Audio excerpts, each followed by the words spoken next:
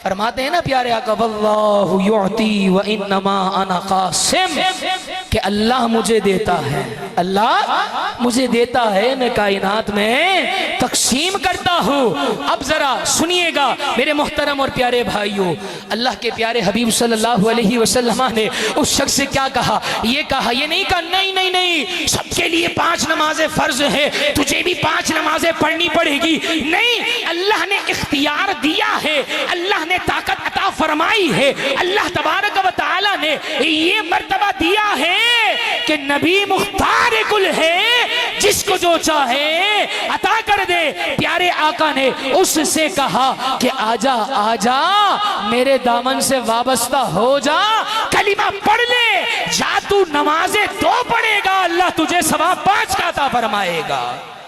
आज अगर कोई 14वीं सदी का मुल्ला अगर आकर कहे कि ऐसा कर सकता हूं तो हो सकता है? नहीं,